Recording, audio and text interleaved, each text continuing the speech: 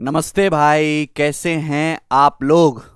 और आप और मैं कैमरे के आगे से और आप कैमरे के पीछे से पढ़ाई में गणित सीखने के लिए आतंक मचाने के लिए तैयार हैं। ये हमारी कंसेप्ट किंग सीरीज की पहली फर्स्ट लाइव क्लास है और आप बड़ी उत्सुकता के साथ दिल वाली इमोजी फेंक फेंक के आ रहे हैं पढ़ने के लिए। बहुत बढ़िया, आप सभी लोगों का बहुत बहुत धन्यवाद।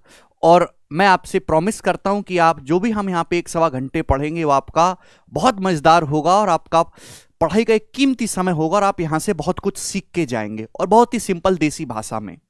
तो कंसेप्ट किंग सीरीज में जो हम पहली चीज आज शुरू करने वाले हैं वो है खुद series arithmetic progression, geometric progression, harmonic progression, समांतर श्रेणी, गुणोत्तर श्रेणी, हरात्मक श्रेणी। ठीक है भाई। काफी सारे लोगों को लगता है कि इससे क्वेश्चन नहीं आते, कम आते हैं, लेकिन चुपके से एग्जामिनर चुपके से कि आपको पता भी ना चले और पेपर में क्वेश्चन डाल भी देता है और बच्चों से ज्यादातर हो भी नहीं पाता। और एसएससी सीजीएल के अलावा सीएचएसएल में, सीपीओ में, दिल्ली पुलिस में और स्टेट एग्जाम में, खासकर टीचिंग के एग्जाम में, इवन कैट एमबीए के पेपर में, सीडीएस की परीक्षा में, हर एक में इससे सवाल आते ही नंबर सिस्टम का एक अभिन्न हिस्सा है। वैसे तो आपने 9वीं पास कर ली, 10वीं भी, 11वीं भी, 12वीं भी, आप ग्रेजुएट भी हो गए, कुछ लोग तो पोस्ट ग्रेजुएट भी हो चुके हैं, कुछ लोग पीएचडी भी कर रहे हैं और गवर्नमेंट जॉब सभी को चाहिए। फिर वो आके पूछते हैं, सर ये बताओ एपी क्या है। 90% आपके बोर्ड के एग्जाम में है, पिताजी ने लड्डू भी बांटे हैं आपके लिए, हमारे लौंडे के 90% आए हैं। और क्लासरूम में पूछता है सर एपी क्या है, पहले तो ये भला बताओ। तो बड़ा दुख होता है, पर कोई बात नहीं, मेरे नसीब में आप ही लोग हो, आप ही से काम चलाऊंगा और मेहनत से पढ़ाऊंगा। ठीक दोस्त, पढ़ने के लिए तैयार? आग मचा दो, फैला दो। मैंने पहले बोला एक कंसेप्ट एक दिन, छोटे कंसेप्ट होंगे तो 4-5 कंसेप्ट एक दिन में निपटाएंगे। ठीक है, पहले मैं आपको डिटेल में समझाऊंगा कि होता क्या है, फिर हम उस पर बेस्ड सीक्वेंस वाइज सवाल करेंगे। सवाल प्रीवियस ईयर भी होंगे और कुछ एक नए सवाल भी होंगे अलग अलग एग्जाम्स के। ठीक है ना। तो ये जो है सारे एग्जाम्स का मिक्सचर आपको देखने को मिलेगा। समझ में आया? तो अर्थमेटिक प्रोग्रेशन, शॉर्ट में इसको एपी बोलते हैं, हिंदी में इसको अंक गणितीय श्रेणी या समांतर श्रेणी भी बोलते हैं। अब इसका क्या मतलब है बच्चों? देखिए, सीरीज जिसमें बहुत सारी संख्याएं लिखी हुई हों, एक ऐसी सीरीज जिसके किन्हीं भी दो लगातार जो संख्या लिखी हुई है उनका अंतर बराबर रहे। एक ऐसी श्रेणी कि उसमें लिखी हुई जो लगातार संख्याएं हैं उनका डिफरेंस सेम रहे। नहीं समझ में आई ना बात? मैं आपको एग्जाम्पल से समझाता हूं हर चीज को दोस्तों, मैं आपको एग्जाम्पल। ठीक है भाई, बुक का पेज नंबर कहां से आएगा?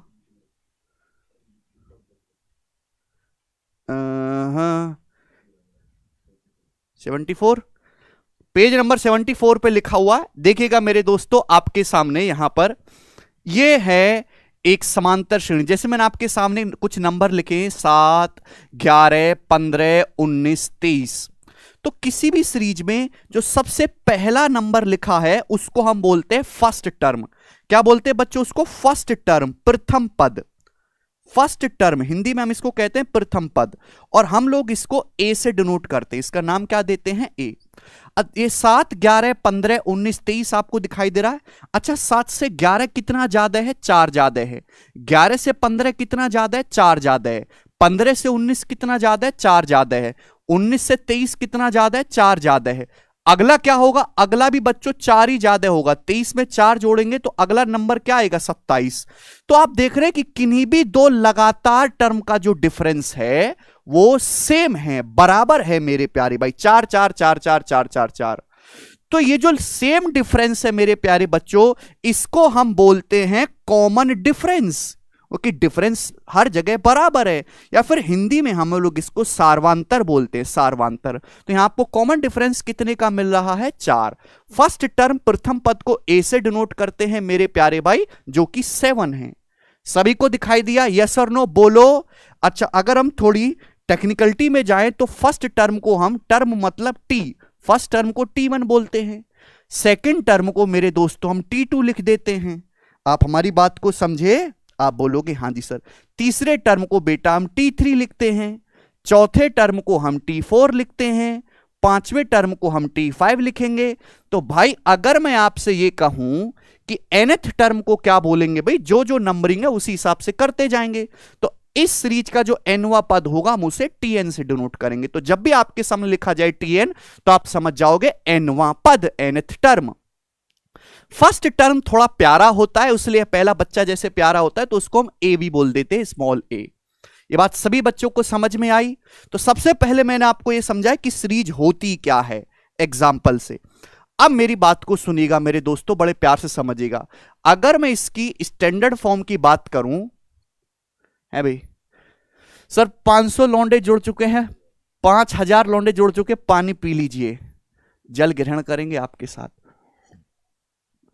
हर हर महादेव। चलिए इधर देखिएगा मेरे दोस्तों, देखो प्यारे बच्चा, क्या कह रहे थे हम, तुम मुझे जबरदस्ती मत घसीटा करो, पढ़ाने पे ध्यान दो और तुम पढ़ने पे, ठीक।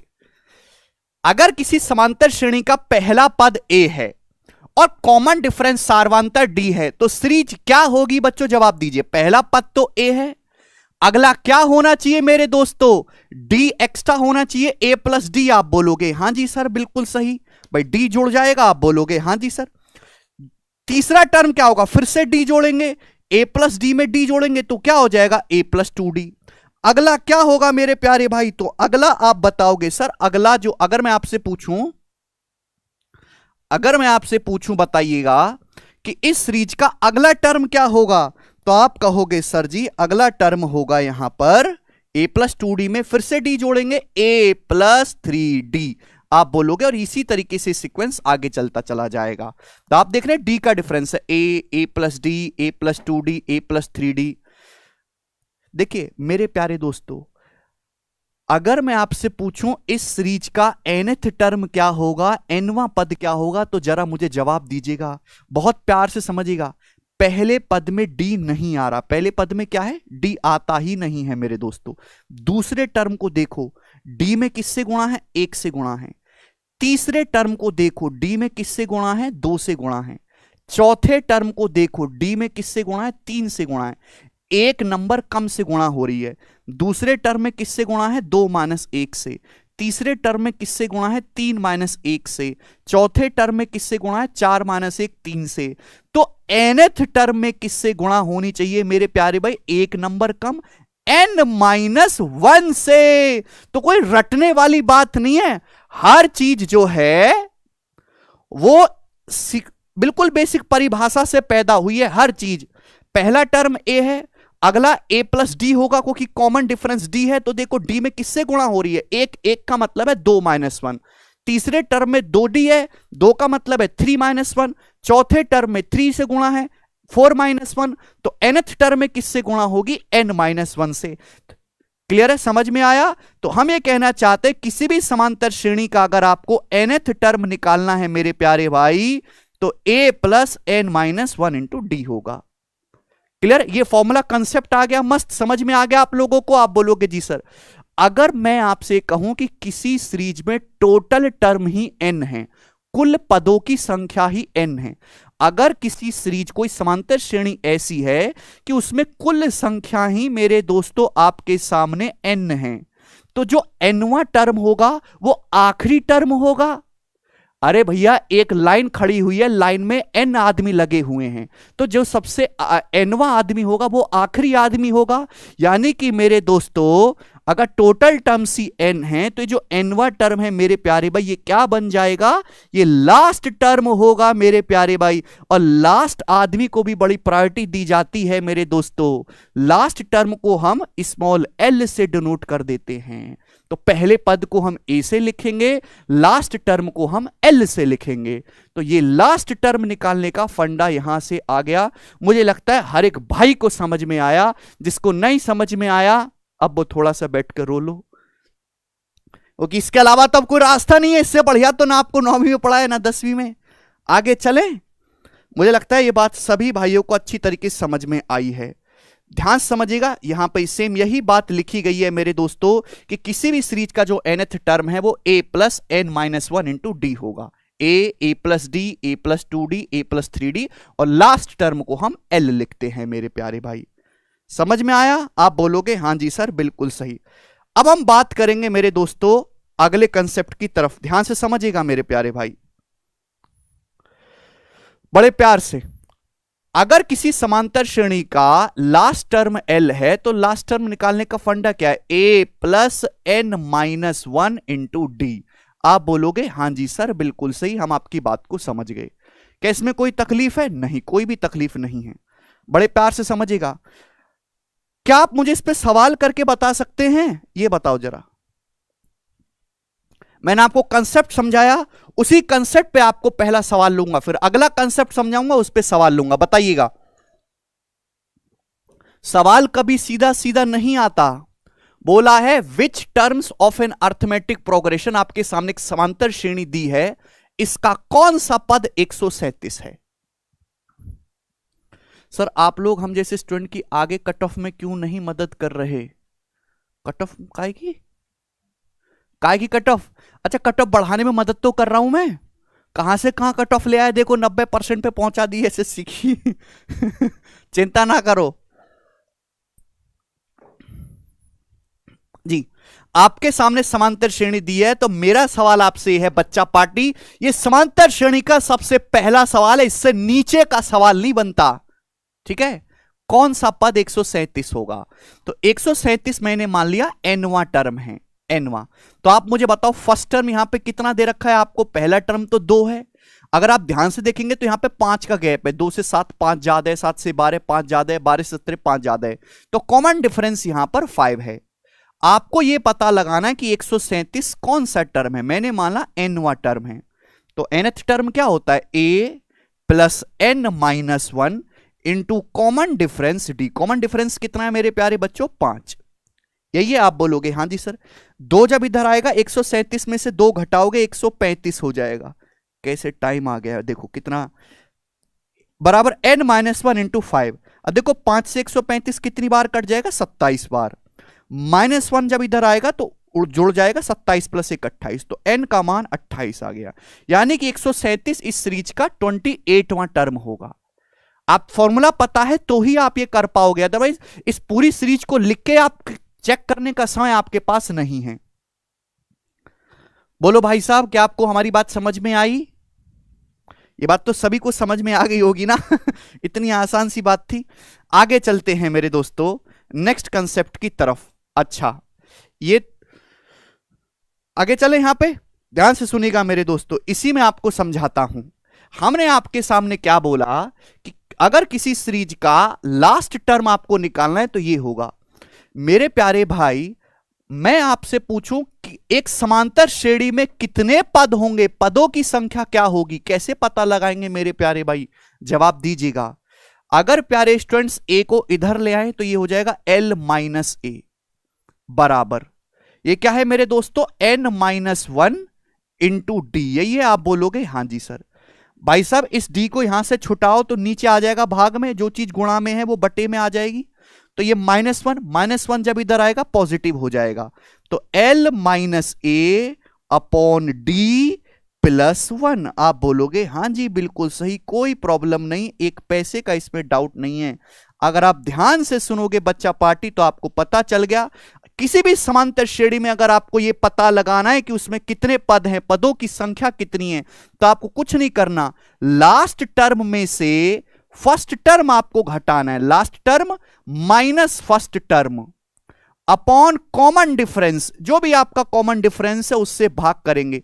बच्चे गलती ये कर देते हैं कि वो एक जोड़ना भूल जाते हैं, आपको एक जोड़ना पड़ेगा +1। समझ में आया? आप बोलोगे हां जी बिल्कुल सही समझ में आया, टन टना टन टन। जैसे मैं आपसे पूछने लगूं, सबसे आसान सवाल पूछूंगा आपकी जिंदगी का, ये बताओ 34 35 36 37 और ये जा रहा है यहां तक मेरे दोस्तों 93 तक, ये कितनी गिनती लिखी हुई है आपके सामने? 34 से लेकर 93 तक कितनी ये गिनती लिखी हुई है?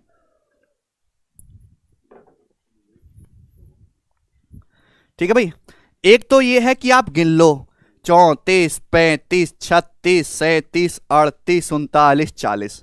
दूसरा आप मुझे बताओ, देखो ये लगातार गिनती भी तो समांतर श्रेणी है, एक एक का अंतर नहीं है बच्चा, 1 1 1 1 1 1 के गैप पे हैं। आप बोलोगे हां जी सर, लगातार इवन नंबर सम संख्याएं दो दो के गैप पे होते हैं, वो भी समांतर श्रेणी है। लगातार ऑड नंबर विषम संख्याएं दो दो के गैप पे होती है, ये भी समांतर श्रेणी है। तो लास्ट टर्म में से फर्स्ट टर्म घटाओगे, आप बोलोगे हां जी सर बिल्कुल सही। कॉमन डिफरेंस एक का है, आप बोलोगे हां जी सर। हालांकि एक से भाग लिखने की जरूरत नहीं थी, लेकिन एक जोड़ना भी पड़ता है मेरे प्यारे भाई। अच्छा 34 है, क्लियर है, आप बोलोगे हां जी सर। एक जोड़ना भी पड़ता है, तो कितना आ गया 60 आ गया। ये टोटल 60 गिनती आपके सामने लिखी हुई है, समझ में आया।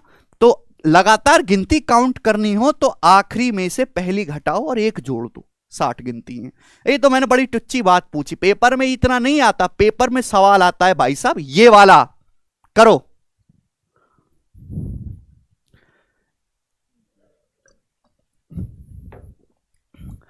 How many terms are there in the AP, ये सब प्रीवियस क्वेश्चन है, ठीक है भाई। आपके सामने समांतर श्रेणी लिखी हुई है, इसमें कितने पद हैं। पहला पद तो 7 है, 7 13 19, आखिर में 205। लास्ट टर्म क्या है 205, पहला टर्म क्या है 7। कॉमन डिफरेंस कितने का है, आप कहोगे सर यहां पे 6 का। 7 से 13 6 ज्यादा है, 13 से 19 6 ज्यादा है, कॉमन डिफरेंस है 6। तो इस सीरीज में कितने टर्म है भाई साहब, जवाब दीजिएगा। तो आप कहोगे, अब देखो दिमाग में करा करो, लास्ट टर्म में से फर्स्ट टर्म घटाएंगे, तो 205 में से 7 घटाओ दिमाग में, 198 आ गया। कॉमन डिफरेंस कितने का है 6, 6 से भाग करेंगे और +1, तो 6 से 198 कितनी बार जाएगा 33 बार, और 33 में जब एक जोड़ेंगे तो कितना आ गया बच्चा पार्टी 34। तो इस सीरीज में स्टूडेंट कितने टर्म है 34 टर्म है। समझ में आया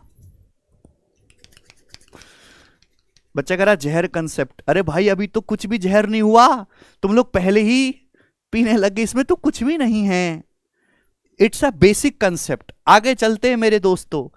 अब ये तो होगी पदवद काउंट करने का, अगली चीज आती है और आखिरी चीज भी यही आती है कि किसी समांतर श्रेणी में मेरे प्यारे भाई उसका योग कैसे निकालेंगे। समांतर श्रेणी आपके सामने दी हुई है, उसमें काफी सारे पद होंगे, उनका योग आपसे एग्जामिनर पूछता है, योग कैसे निकालेंगे। जल्दी बेसिक से आपको कंसेप्ट सिखाता हूं, मजा आ जाएगा मेरे प्यारे भाई। मैं आपके सामने संख्या लिख लेता हूं मेरे दोस्तों, 9 13 और कितने का है 4 ले लेते हैं ना, ठीक है, 17 21 25। आप बोलोगे हां जी सर बिल्कुल सही, समझ में आ गया। तो ये क्या है बच्चों, एक समांतर श्रेणी है, समांतर श्रेणी। आप बोलोगे जी बिल्कुल सही।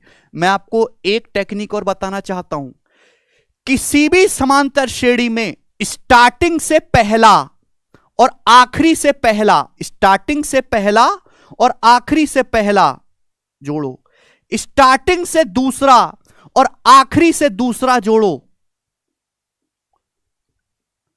अब ये तो बीच में आ गया ना, इसका तो कहीं लेंगे ही नहीं मेरे प्यारे भाई, ये बराबर होगा।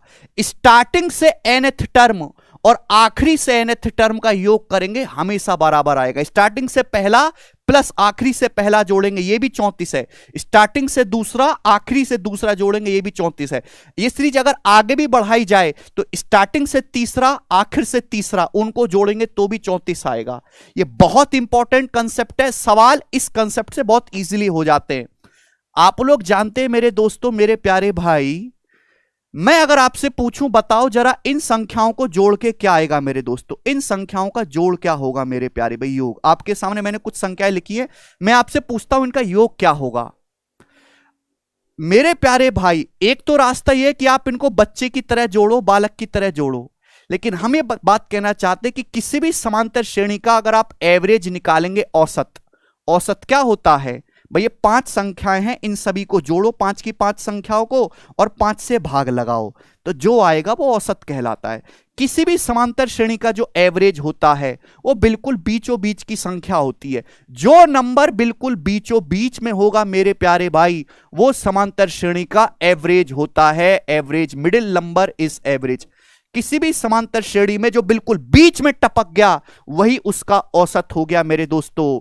और औसत जो होगा मेरे प्यारे भाई क्या होगा, first term plus last term बटे 2, first term plus last term बटे 2 मेरे प्यारे भाई। दिखाई दे रहा है, 9 + 25 34 बटे 2, या फिर स्टार्टिंग से दूसरा प्लस आखिरी से दूसरा बटे 2। आप बोलोगे हां जी सर बिल्कुल सही, कोई समस्या नहीं है। बात समझ में आई? आप बोलोगे हां जी सर समझ में आई। तो आपको अगर इस सीरीज का योग निकालना है मेरे प्यारे भाई, कितनी संख्याएं? 5 संख्याएं। 5 संख्याओं का योग निकालना है तो औसत क्या होगा मेरे प्यारे बच्चों? तो आप कहोगे सर पहला टर्म 9 है, आखिरी 25 है, औसत होगा पहले और आखिरी को जोड़ के आधा कर दीजिए कि समांतर श्रेणी है, ये आ गया औसत। ये संख्याएं हैं कितनी? 5 संख्याएं, तो 5 से गुणा कर दो मेरे दोस्तों। तो क्या ये डायरेक्ट इन सभी का योग नहीं आ गया? आप बोलोगे हां जी सर योग तो आ गया, मजा आ गया दोस्त। तो 9 + 25 34, 34 बटे 2 17, और 17 की 5 से गुणा करेंगे 85, तो ये 85 इनका योग आ गया। आपको बालक की तरह जोड़ने की जरूरत नहीं है। तो मैं आपसे यही कहना चाहता हूं मेरे दोस्तों, आपने कभी इस बात को गहराई में जाके नहीं सोचा होगा कि अगर आपके पास एक समांतर श्रेणी इस प्रकार से लिखी हुई है a + d, a + 2d, और ये चलती जा रही है, आखिरी में मेरे दोस्तों जो है वो लास्ट टर्म है। लास्ट टर्म ही आपका nth टर्म है। लास्ट टर्म ही जो है वो आपका nth टर्म है। इस सीरीज में टोटल n ही टर्म है। अगर मुझे मेरे दोस्तों इस सीरीज में कितने पद हैं? n पद हैं। n पद हैं। अगर मुझे इस सीरीज के n पदों का योग निकालना है मेरे प्यारे भाई, तो मैं कैसे निकालूंगा? तो आप कहोगे सर ये एक समांतर श्रेणी है, काहे को टेंशन ले रहे हो? s का मतलब होता है सम, n लिख रहा हूं मतलब n पदों का सम। क्या होगा मेरे प्यारे भाई? तो आप निकालो एवरेज। एवरेज क्या आएगा? पहला नंबर प्लस आखिरी नंबर, पहले और आखिरी को जोड़ के आधा कर दीजिए। ये हो गया इस सीरीज का एवरेज, औसत। इस सीरीज में कितने पद हैं? टोटल n पद हैं, n से गुणा कर दीजिए मेरे दोस्तों। तो यही आ गया मेरे दोस्तों n पदों का योग। आज तक तोते की तरह रट लिया, तुमको पता भी था कि कारण क्या है। यही फॉर्मूला पढ़ा है ना आप लोगों ने कि किसी भी समांतर श्रेणी के n पदों का योग निकालना है n बटे 2 a + l, n बटे 2 a + l। बोलो हां की ना? n बटे 2 first term plus last term. कहां से आया? एवरेज के कंसेप्ट से आया था भाई साहब ये। ठीक है, अगर आपको समझ में आया तो लाइक करो मेरे दोस्त। ये बच्चा बड़ा गुस्सा हो रहा है, कह रहा है सर टेलीग्राम पे पीडीएफ विद सॉल्यूशन दिया करो। अच्छा ठीक है मनीष कुमार, मान लिया आपकी बात। ठीक है, ठीक भाई, हम 2-3 लोग ही काम करने वाले, 50 लोगों की टीम नहीं बिठाई है भाई हमने, पर कोशिश करूंगा मैं दूंगा आपको, चिंता ना करें। आप बोलोगे सर अगर एलवा पद ही ना पता हो, लास्ट टर्म ही ना पता हो तो कैसे करेंगे? तो आप जानते हैं कि किसी समांतर श्रेणी में अगर n ही पद है तो जो लास्टवा टर्म होगा वो nth टर्म होगा, और nth टर्म की वैल्यू मैंने आपको निकालना सिखाया है a + n - 1 × d। बोलो बोलो बोलो बोलो बोलो। अगर मेरे प्यारे बालक मैं यहां पे L की जगह, सुनना मेरी बात को, अगर हम यहां पर L की जगह क्या रख देंगे? ये रख सकते हैं, है भी L की जगह ये रख सकते हैं a + n - 1 × d। आप बोलोगे हां जी सर रख सकते, आपका राज है, मोदी जी से आपके डायरेक्ट कांटेक्ट है। तो n बटे 2, तो आप मुझे बताओ ब्रैकेट में क्या आ गया? a + a हो गया बच्चों 2a, a + a 2a हो गया, और ये क्या बचा? n - 1 × d। यही है बड़का वाला फॉर्मूला। रट्टाबाज, आज आपको समझ में आया कि किसी भी समांतर श्रेणी का अगर आपको फर्स्ट टर्म पता है, कॉमन डिफरेंस पता है, और आपको अगर उसके n पदों का योग निकालना हो, सम ऑफ n टर्म्स निकालना हो, तो क्या कंसेप्ट लगेगा? तो आप कहोगे सर कंसेप्ट है n बटे 2 2a + n - 1 × d। बोलो हां, समझ में आया भाई साहब? ठीक है भाई, यहां पे मैंने सारी बातें लिखी हुई हैं, आप इसको देख सकते हैं बड़े ही प्यार से। ठीक है, और भी इसमें बहुत ही गहरी जानकारी है, जिस सवालों के शॉर्टकट भी मैंने यहां पे दिए हुए हैं। ठीक है बच्चों, जैसे ये रहा सम का formula n/2 a + l, n/2 2a + n - 1 × d। लेकिन कहां से है हमने आपको वो भी समझाया। अब क्या सवाल करने के लिए तैयार हैं? अगर आप इस पे बेस सवाल कर सकते हैं तो जरा मुझे करके बताइएगा जरा बच्चों, इस सवाल का क्या आंसर है? बनाओ, इसमें पानी करो यार।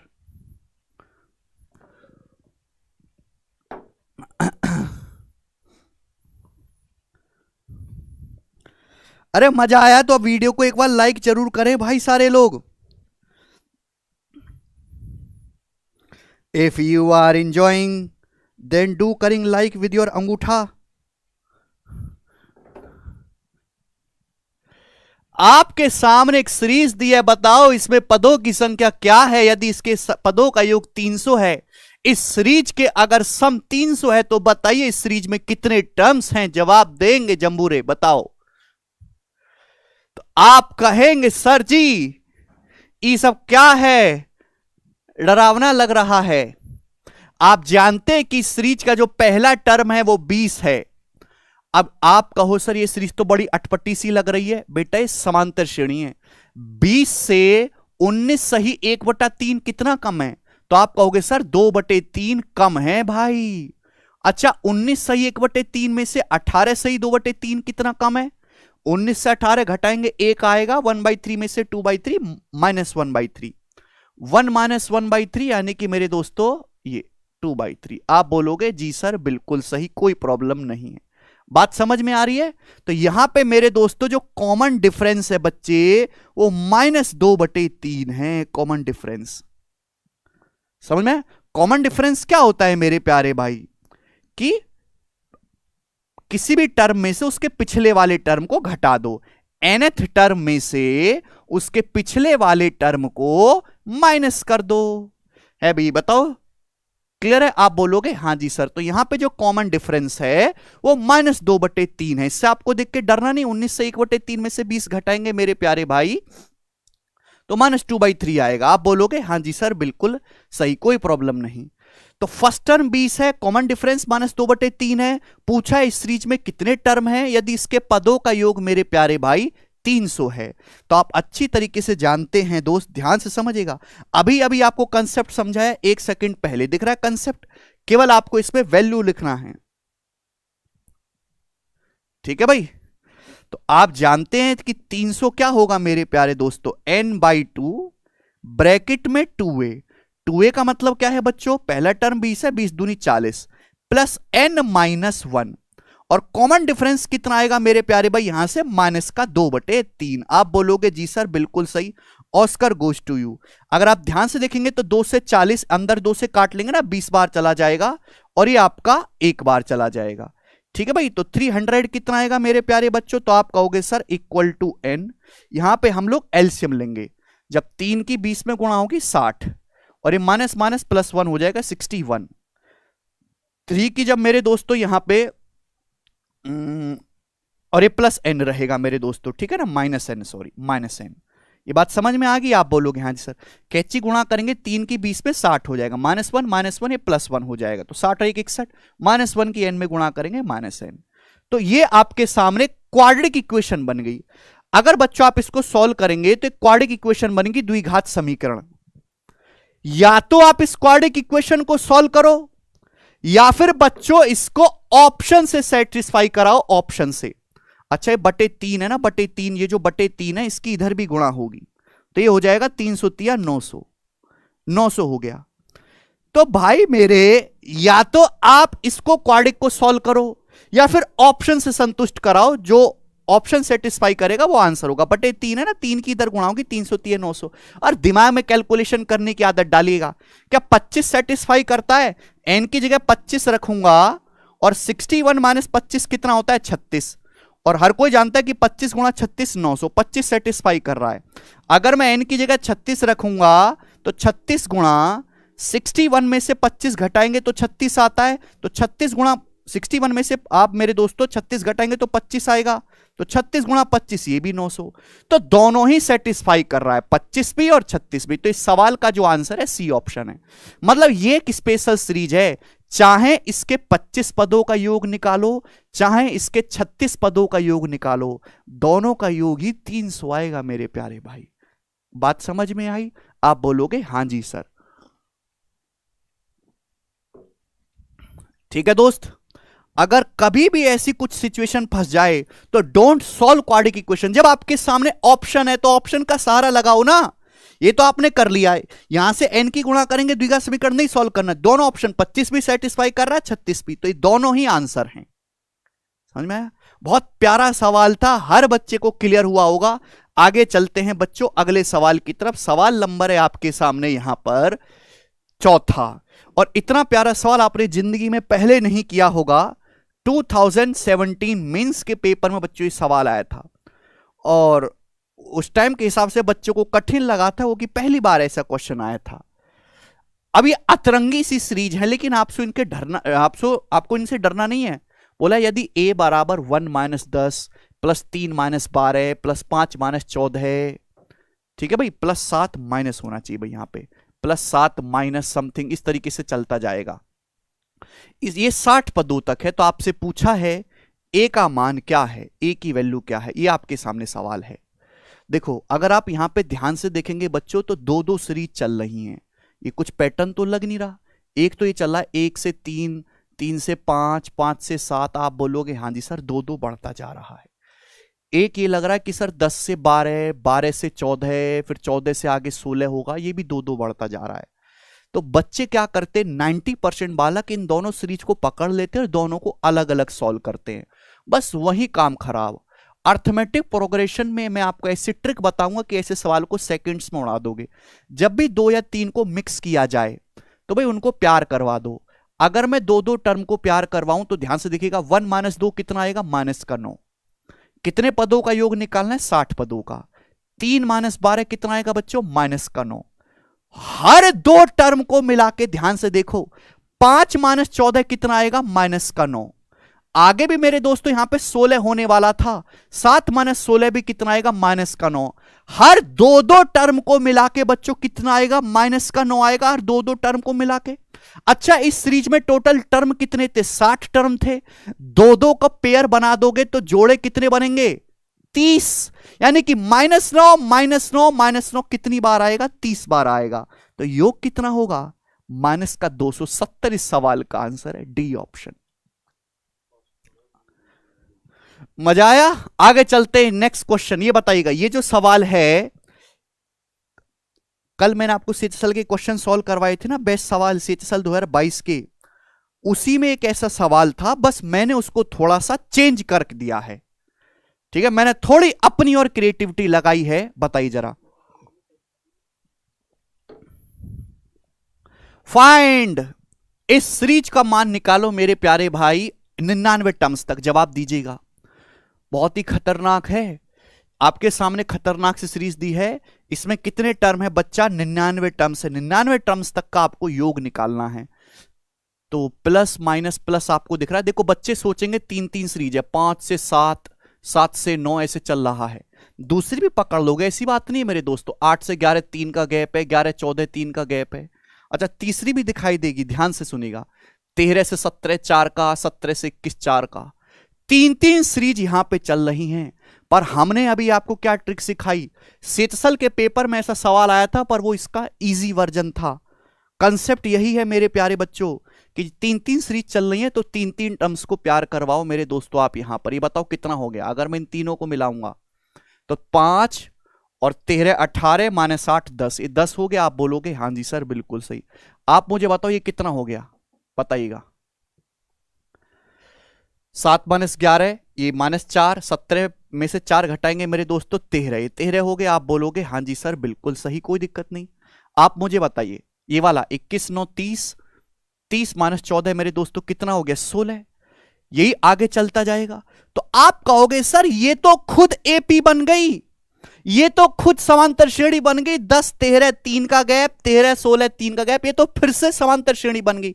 अगर इस सीरीज के 99 टर्म्स थे, इस वाली सीरीज में हमने 3 लोगों को आपस में बिठा दिया, ठीक है, 3 लोगों को आपस में बिठा दिया, तो ये जो सीरीज बन के आएगी इसमें तो 99/3 33 टर्म ही रह जाएंगे।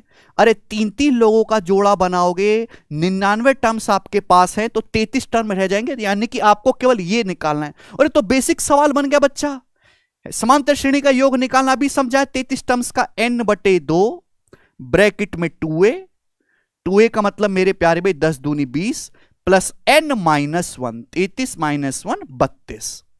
कॉमन डिफरेंस कितने का, यहां पे 3 का कॉमन डिफरेंस है तो मल्टीप्लाई बाई 3। तो आप अच्छी तरीके से जानते हैं कि 33 गुणा कितना आएगा मेरे दोस्तों, 32 दिया 96 प्लस 20 116, 116 को 2 से भाग करेंगे तो 58। 33 गुणा 58 आएगा मेरे प्यारे बच्चों। और एंड में 3 8 24 4 आएगा, ये उत्तर है। केवल इकाई का अंक मैच कर लेंगे। हैं, मजा आया कि नहीं आया? केवल आपको यह सीखना, इसको तो सभी बच्चे कर लेंगे। अब सीचसल में सवाल आया, देखो मैंने उसको मॉडिफाई करके कितना अच्छा सवाल बनाया, रेलेवेंट है, और फ्यूचर में एग्जामिनर मेरी वीडियो देखेगा तो फिर से ऐसा ही बनाएगा। समझे कि नहीं? आगे चलते हैं, ठीक है। ये बताइएगा, ये वाला सवाल आया बेटा सीजीएल 2022 के प्री में, बता दो इसको, कर दो। बहुत सारे हैं, अरे कोई दिक्कत नहीं, बच्चे मौज ले रहे हैं ना, बस समझ में आ रहा है ना सबको। 1 घंटे ही पढ़ाएंगे बस, जितना होएगा। 100 square minus 9 square plus 98 square minus 97 square plus 96 square minus 95। आप कहोगे सर 1 प्लस 1 माइनस, वो भी स्क्वायर में कैसे करें, तंग कर रखा है इसने। देखिए हर कोई बालक इस बात को जानता है कि ए स्क्वायर माइनस बी स्क्वायर बराबर ए प्लस बी गुणा ए माइनस बी। ये एलजेब्रा का कंसेप्ट है, पर यहां पे इस्तेमाल होगा, और बिना इसके सवाल नहीं होगा। आप कहोगे हाँ जी सर, अब हमें आपकी बात पकड़ में आई, हम देख पा रहे हैं। आप बच्चों हमें ये बताओ स्टूडेंट्स, ये क्या है? तो आप कहोगे सर ये ए स्क्वायर माइनस बी स्क्वायर है, 100 स्क्वायर माइनस 99 स्क्वायर। अगर मैं इसको देखूंगा तो ये क्या हो जाएगा? तो आप कहोगे सर ये होगा ए प्लस बी इंटू ए माइनस बी, ए प्लस बी इंटू ए माइनस बी, ये होगा। और आपको नहीं लगता प्यारे बच्चे है भाई, ए प्लस बी इंटू ए माइनस बी, कि ये जो ए माइनस बी, ये जो 100 माइनस 99, ये तो 1 बन गया, ये तो 1 बन गया, और 1 की किसी में गुणा करते रहो क्या फर्क पड़ता है? यानी कि इसका मतलब केवल 100 प्लस 99 है। समझे? तो बिल्कुल डिट्टो इसी प्रकार से आपने ऑब्जर्व कर लिया। इसका मतलब क्या होगा? इसका मतलब होगा मेरे दोस्तों 98 प्लस 97। आप बोलोगे हाँ जी सर, मतलब तो इसका यही होगा फिर, ठीक है ना। ए स्क्वायर माइनस बी स्क्वायर ए प्लस बी गुणा ए माइनस बी, ए माइनस बी 1 हो जाएगा। बिल्कुल प्यारे भाई, इसी प्रकार से इसका मतलब क्या होगा? तो आप कहोगे सर इसका मतलब होगा फिर से ए प्लस बी, यानी कि 96 प्लस 95, और ये सीक्वेंस चलता ही चला जाएगा, रुकने वाला नहीं है, रोक सको तो नहीं रुकेगा। और आखिर में क्या है? 12 स्क्वायर माइनस 11 स्क्वायर, तो इसका मतलब मेरे दोस्तों 12 प्लस 11 होगा। आप बोलोगे हाँ जी सर। आखिरी में मतलब क्या होगा बच्चों? 12 प्लस 11। तो यानी कि एक्चुअल में सवाल ये था, और आपको ये बना के दे दिया। कितना दुष्ट है एग्जामिनर। और आपको इसको जोड़ना है, तो आपको नहीं लगता ये तो सीधी सीधी गिनती है, 11 12 13 14 15 है, और कहां तक 100 आ रही हैं। मुझे केवल गिनतियां जोड़नी है, ये भी समांतर श्रेणी है, एक एक का गैप है। अच्छा ये गिनती है कितनी? जवाब दो। 11 से लेके 100 तक कितनी गिनती होती है? अभी सिखाए 90। लास्ट में से फर्स्ट टर्म घटाएंगे, 1 जोड़ेंगे, 90 गिनती टोटल है मेरे प्यारे भाई। तो आपको मेरे दोस्तों 90 पदों का योग निकालना है। आप बोलोगे हाँ जी सर बिल्कुल सही। समांतर श्रेणी एवरेज क्या होगा? फर्स्ट टर्म है ना, फर्स्ट प्लस लास्ट, 100 प्लस 11 बटे 2। आप बोलोगे हाँ जी सर बिल्कुल सही, कोई प्रॉब्लम नहीं, हो जाएगा ना। n/2 a plus L, n/2 a plus L. या फिर आप वो भी कह सकते हैं कि 90 टर्म्स हैं, एवरेज क्या होगा? First term plus last term बटे 2। तो 90 टर्म्स हैं, एवरेज से गुणा कर दो, मतलब 1 ही हुआ। तो 2 से 90 45 बार जाएगा। तो बच्चों हर कोई जानता है कि 45 गुणा 111 इस सवाल का आंसर है। ठीक है, 9 का मल्टीपल भी होगा, देखो एंड में तो 5 आएगा। ठीक है बच्चों, 9 से ये वाला ऑप्शन तो नहीं कटेगा, ये उत्तर है।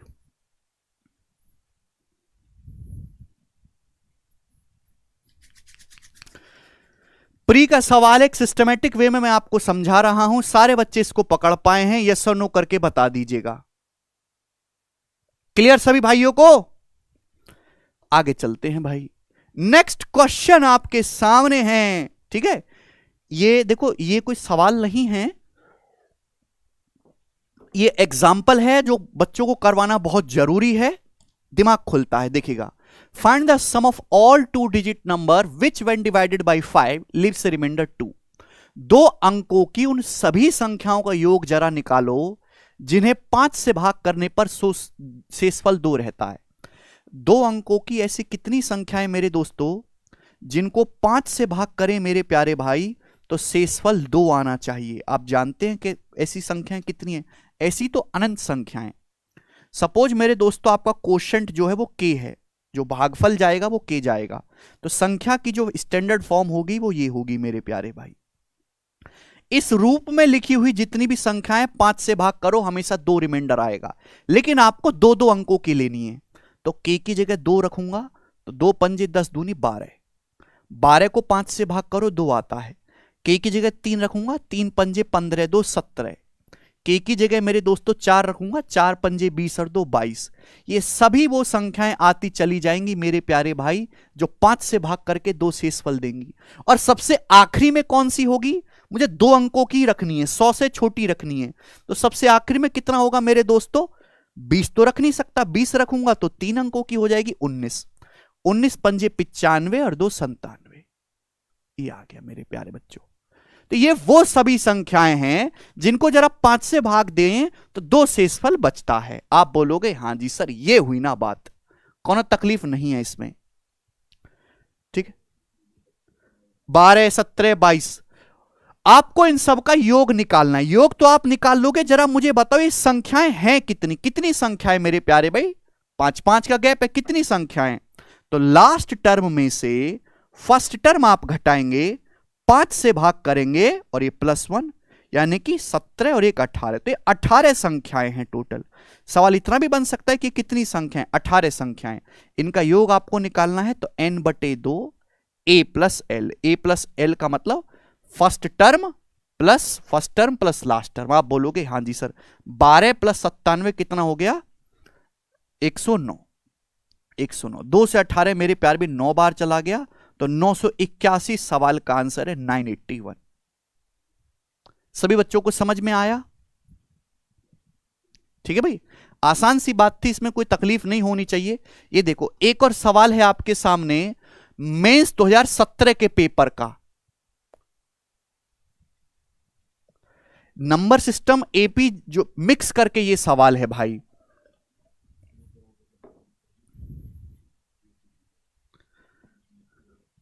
जी 100 और 400 के बीच उन सभी नेचुरल नंबर का योग बताओ जो 13 से डिविजिबल है। और ऐसे सवाल आते हैं, ठीक है, ये और ये एक ही फैमिली के सवाल है, ये वाला और ये वाला। जैसे ये देखो 100 और 400 के बीच वो सभी नेचुरल नंबर का योग बताओ जो 13 से कटती हैं। 13 से कटने वाली वही संख्याएं लेनी है जो 100 से 400 के बीच में हो, और फिर आपको उनका योग भी निकालना है। तो आप 13 का पहाड़ा तो सब बालक जानता ही है ना, 100 से बड़ा 13 से कटने वाला नंबर कौन सा, 104। 13 अट्ठे 104 मेरे दोस्तों, 13 सत्ते 91 होता है। अगला क्या होगा, 13 निम्मा 117, 13 दुसाम 130। आप बोलोगे हां जी सर बिल्कुल सही। ये वो सभी संख्याएं मेरे प्यारे भाई जो 13 से कटने वाली हैं। और 400 से छोटा लेना है, 400 से जस्ट छोटा 13 से कटने वाला नंबर कौन सा है, जवाब दो।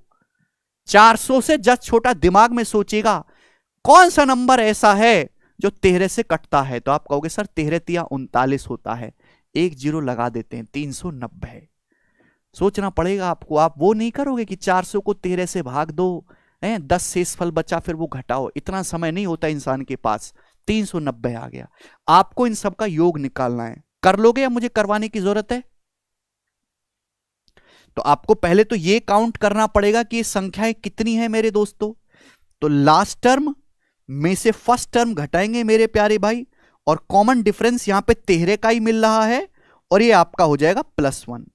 390 में से 104 घटाने मत लगा करो, यहीं पे कट जाता है 30 मेरे दोस्तों, और ये 8, 30 - 8 22, और एक 23 टर्म्स है मेरे दोस्तों, 23 टर्म्स। आप बोलोगे हां जी सर बिल्कुल सही। ये 23 संख्याएं आपके सामने लिखी हुई हैं। और शॉर्ट में बताता हूं, ध्यान सुनिएगा, इतना करने की जरूरत नहीं है।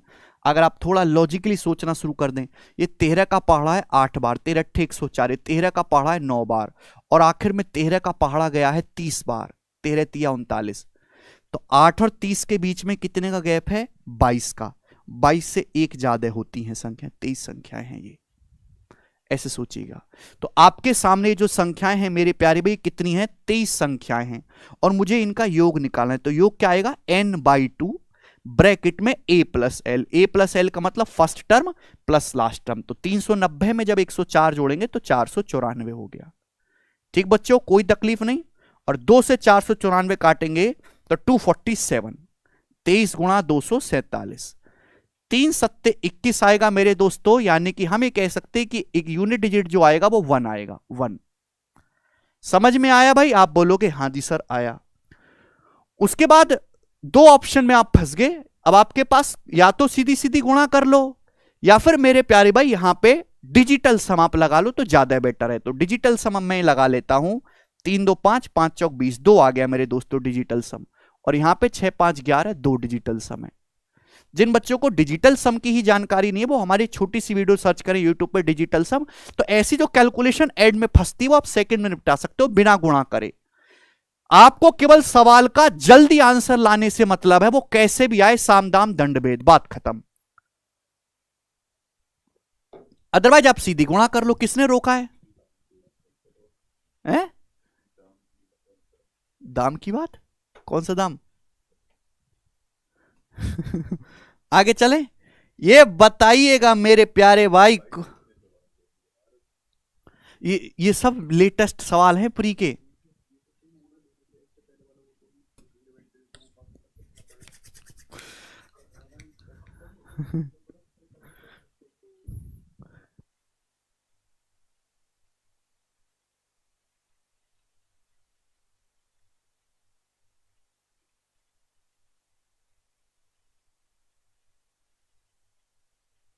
बताइएगा।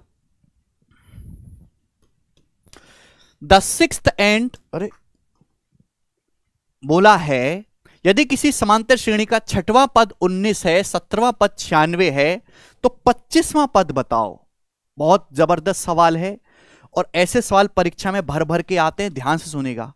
आप जानते हैं कि मैंने मान लिया ये सवाल तब तक सॉल्व नहीं होगा जब तक आपको फर्स्ट टर्म और कॉमन डिफरेंस ना पता हो, तब तक ये सवाल सॉल्व नहीं होने वाला। अब ध्यान सुनेगा।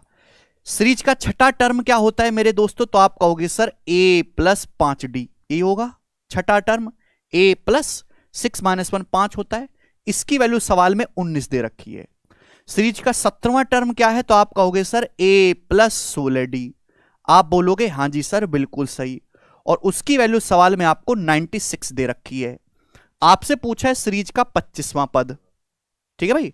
तो आपको 25वां पद आपसे पूछा है मेरे प्यारे भाई। अब ध्यान से सुनिएगा मेरे दोस्तों, क्लियर लॉजिकली समझिए। अगर आप इसमें से इसको घटाओ मेरे प्यारे भाई, तो आपको नहीं लगता 16 - 5 11d आएगा? और इसमें से इसको घटाओ मेरे दोस्तों तो कितना आएगा? 77 आएगा। तो आप जानते कि कॉमन डिफरेंस कितना आ गया? 7, 11 7 77। आपको निकालना है 25वां पद, तो 25वां पद क्या आएगा?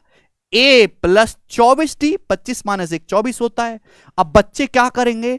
अब यहां से फर्स्ट टर्म निकालेंगे, कॉमन डिफरेंस तो पता चल गया, फर्स्ट टर्म निकालेंगे। इतना टाइम थोड़ा ना है आपके पास, आप लॉजिकली सोचो। मेरे पास a प्लस 16d ऑलरेडी है, मुझे 24d चाहिए, तो जरूरत किसकी है? 16 से अगर 24 पे जाना है तो जरूरत किसकी है? 8d की जरूरत है मेरे दोस्तों, 8d की। तो मैं इसमें 8d ऐड कर दूंगा। आप अगर d का मान 7 है तो 8d कितना होगा? 56। तो 96 में मैं केवल 56 ऐड करूंगा मेरे दोस्तों, कितना आ गया? 152। 152 इस सवाल का आंसर है भाई मेरे। समझ में आया?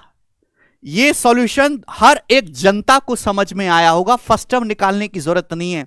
लेकिन इस सॉल्यूशन को करना क्राइम है ना, तो ये आपको केवल किताबों में देखने को मिलेगा और आपको अपने कॉपी में देखने को मिल रहा होगा। इस वक्त आपको खुद सोचना चाहिए कि एक समांतर श्रेणी का 6वां पद 19 है, 17वां पद 96 है, तो 6वें से 17वें में पहुंच रहे हो, डिफरेंस कितने का है? 11 टर्म का।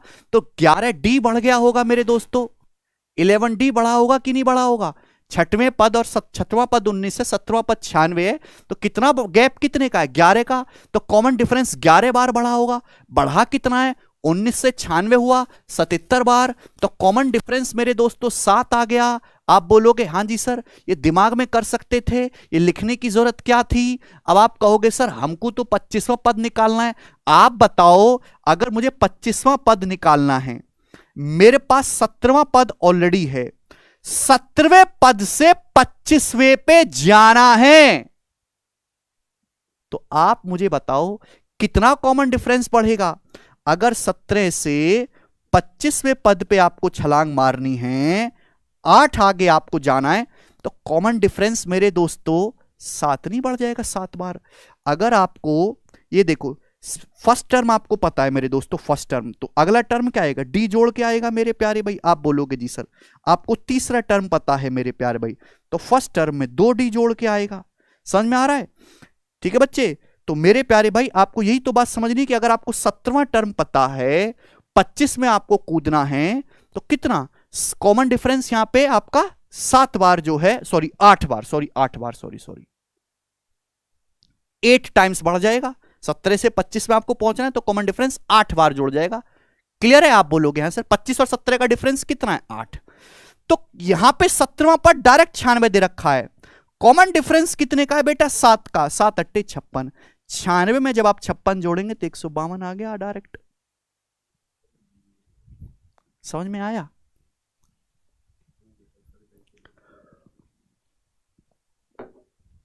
ये लिखना भी क्राइम है, ये सारी बात आप दिमाग में कर सकते थे। मजेदार है? ठीक है, ये धीरे धीरे आप प्रैक्टिस से करोगे। समझ में आया?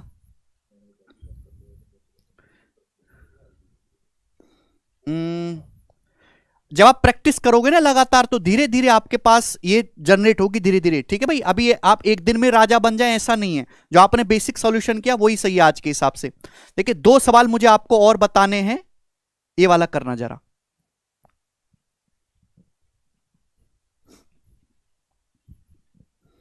अगर आपको मजा आ रहा है तो वीडियो को लाइक जरूर करें। कितने बच्चों का माइंड इतना डेवलप हुआ कि ये सवाल खुद से कर पाए? एक समांतर श्रेणी के पहले 25 पदों का योग 525 है, अगले 25 पदों का योग 725 है। कॉमन डिफरेंस क्या है? This is one of the best question. और जो बच्चे केवल फॉर्मूले के चक्कर में पड़े रहते हैं कि एपीआई दे फॉर्मूला, फॉर्मूला कुछ नहीं होता। All is logic. कम से कम फॉर्मूला लगा के सवाल किए जा सकते हैं अगर आप लॉजिक डेवलप करो। एक समांतर श्रेणी के पहले 25 पदों का योग 525 है। इसका मतलब क्या है कि T1 से लेके, T1 पहला टर्म, T2 दूसरा टर्म, T1 से लेके अगर आप 25वें टर्म तक जोड़ोगे तो 525 आता है। यह बात बोली गई है पहली लाइन में। दूसरी लाइन पे बोला अगले 25 पदों का योग 725 है। अगले 25 कौन से होंगे? 26 से लेके 26वां, 27वां, 28वां और आखिर में कौन सा जाएगा मेरे दोस्तों? 50वां। अगले 25 टर्म ये हो गए, इनका योग मेरे दोस्तों 725 है। आपको बताना है कॉमन डिफरेंस क्या है। कॉमन डिफरेंस जवाब दीजिएगा मेरे दोस्तों। कॉमन डिफरेंस आपको नहीं लगता कि अगर मैं इसमें से मेरे दोस्तों इसको घटाऊं, सिंपल सी बात, तो प्यार से नहीं कर सकते क्या आप लोग? 26वें टर्म में से पहला टर्म घटाओगे, 26वें टर्म और पहले टर्म में कितने की आग लगी हुई है बीच में? 25। यानी कि कॉमन डिफरेंस कितनी बार आया होगा? 25 बार आया होगा कॉमन डिफरेंस। बात समझे कि नहीं समझे? बोलो हाँ। पहले पद से अगर 26वें पद पे छलांग मारनी है तो कॉमन डिफरेंस 25 बार जोड़ना पड़ेगा। बोलो हाँ। आप बोलोगे हाँ जी सर, बीच का गैप कितना है? 25। 27वें टर्म में से दूसरा टर्म घटाओगे, कॉमन डिफरेंस कितनी बार आएगा? 27 और 2 का गैप 25 है, 25 बार आएगा मेरे प्यारे भाई। आप बोलोगे हाँ जी सर बिल्कुल सही। 28वें में से तीसरा टर्म घटाओगे, कॉमन डिफरेंस कितनी बार आएगा? 25 बार आएगा। आप बोलोगे हाँ जी सर। और यही चलता चला जाएगा कितनी बार? कितनी संख्याएं? 25 संख्याएं। तो ये होगा मेरे दोस्तों 25 बार। आप बोलोगे जी बिल्कुल सही। 725 में से 525 घटाएंगे तो 200। ठीक, 25D 25D 25D 25 बार करोगे। 25 को अगर 25 बार जोड़ दिया जाए तो कितना हो जाता है? 625। 25 गुणा 25 625। आप बोलोगे हाँ जी सर। तो 625D बराबर 200 है मेरे प्यारे भाई। ये किससे कटेगा? 25 से कट जाएगा 25 बार, और 25 अट्ठे 200 8 बार। तो कॉमन डिफरेंस की जो वैल्यू है वो 8/25 है, और यही सवाल का आंसर है ए ऑप्शन। इतना बेहतरीन सवाल है, बस आपको ये तो समझना है कि किसी पद से डायरेक्ट अगर आप किसी पद पे कूद रहे हो तो जितने का मेरे दोस्तों अंतर आ रहा है, कॉमन डिफरेंस उतनी ही बार जोड़ना पड़ेगा। क्लियर है? समझ में आया? चले दोस्तों ये बताइएगा, यदि किसी समांतर श्रेणी के चौथे पद का 4 गुना 18वें पद के 18 गुने के बराबर है तो 22वां पद ज्ञात करिए। देखो, ये आप कहीं भी समांतर श्रेणी पढ़ोगे, चाहे एनसीईआरटी में, चाहे हमारी कंसेप्ट किंग की बुक पढ़ोगे, तो ये डायरेक्ट थ्योरम है और इस पे 2 से 3 बार एसएससी में डायरेक्ट सवाल आया है। आपको इस सवाल को सॉल्व करने की जरूरत नहीं है कि आप सॉल्व करोगे, हर बच्चा इसको सॉल्व कर सकता है अगर वो बनाना शुरू करे, लेकिन डायरेक्ट रिजल्ट आपको पता है, 2-3 बार सवाल आया हुआ है, तो आप इसको सेकंड्स में निपटा सकते हैं। अगर किसी भी समांतर श्रेणी के mth टर्म का m गुना, किसी भी समांतर श्रेणी के mth टर्म का m गुना अगर बराबर है nth टर्म के n गुने के, जैसा कि यहां पे बोला गया इस सवाल में दिख भी रहा होगा, किसी भी समांतर श्रेणी के mवें पद का m गुना अगर nवें पद के n गुने के बराबर है, कभी भी ऐसा दिया गया है, तो आपसे एक ही चीज पूछेगा और कुछ नहीं पूछेगा, m प्लस nवा टर्म जो होगा वो हमेशा 0 होगा। m प्लस nवा जो टर्म होगा वो हमेशा 0 होगा। क्लियर? ये थ्योरम हमने अपनी किताबों में भी दी है। आप इस सवाल को बनाओगे तो आप में से सारे बच्चे इस सवाल को बना सकते हैं, बस फर्क ये होगा कि एक पेज का सॉल्यूशन जाएगा। ये ठीक है, ये अकेली एक थ्योरम है जो अर्थमेटिक प्रोग्रेशन आपको डायरेक्ट याद रखनी है। कंसेप्ट किंग में क्वेश्चन दिया हुआ है। अरे ठीक है भाई, अगर किसी, जैसे यहां पे देखा, किसी समांतर श्रेणी के चौथे पद का 4 गुना 18वें पद के 18 गुने के बराबर है, तो 22वां पद क्या होगा? 4 + 18 22 है, 22वां पद 0 होगा। बस समझ में आया आप सभी लोगों को? कोई तकलीफ नहीं है, कोई समस्या नहीं। आगे चलेंगे नेक्स्ट क्वेश्चन की तरफ, ध्यान से सुनिएगा आप सभी लोग।